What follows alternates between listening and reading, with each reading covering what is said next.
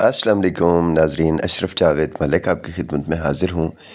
ناظرین، آج کل یورپ سے دھڑا دھڑ ہمارے ملک میں اور دوسرے ترقی پذیر ممالک میں کاریں اور دوسری گاڑیاں سستے داموں برآمد کی جا رہی ہیں، اور بہت زیادہ خوشی ہے لوگوں کے اندر کہ انہیں سستی گاڑیاں فراہم ہو رہی ہیں، استعمال شدہ گاڑیاں۔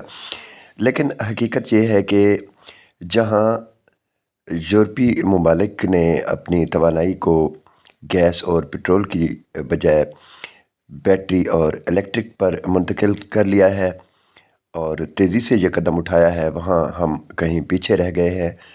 اور وہاں اب جبکہ ان کی گاڑیاں ایندھن اور پٹرول یا گیس کی بجائے بیٹری اور الیکٹرک پر، بجلی پر منتقل ہو گئی ہیں، تو ہم ابھی اس کام میں کہیں پیچھے ہیں۔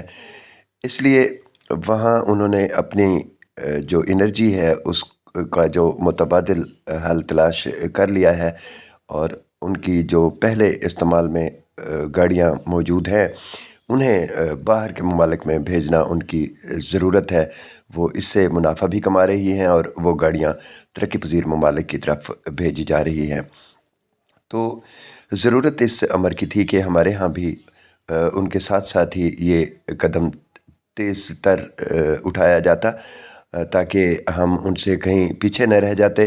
اور یہ جو اسکریپ ہے یا دوسری گاڑیاں ہیں استعمال شدہ، گو کہ ہمیں سستے داموں فراہم ہو رہی ہیں، یہ بھی وہاں سے ہمیں درآمد نہ کرنا پڑتی، اور یوں ہم نہ صرف پیسہ بچاتے بلکہ کھٹارہ گاڑیاں جو ہیں بے شک ابھی وہ قابل استعمال ہیں، لیکن کچھ عرصہ بعد وہ 2 نمبر ایک میٹیریل کے طور پر ہی سکریپ کے حوالے سے ہمارے کام آنے والی ہیں۔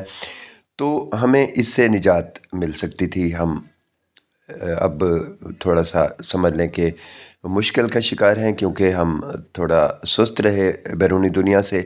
یورپ میں یہ فیصلے جلد کر لیے جاتے ہیں کیونکہ وہ پیسے کے حوالے سے ہم سے زیادہ امیر ممالک ہیں اور ہم تھوڑا ان سے پیچھے ہیں۔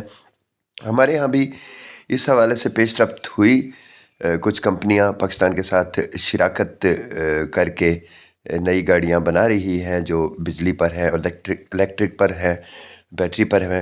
اللہ تعالیٰ مدد دے اور یہ کام جلد از جلد ممکن ہو۔ دیر ہوئی لیکن ہو رہا ہے، انشاءاللہ بہتری ہوگی۔ مجھے دیجیے اجازت، اللہ حافظ۔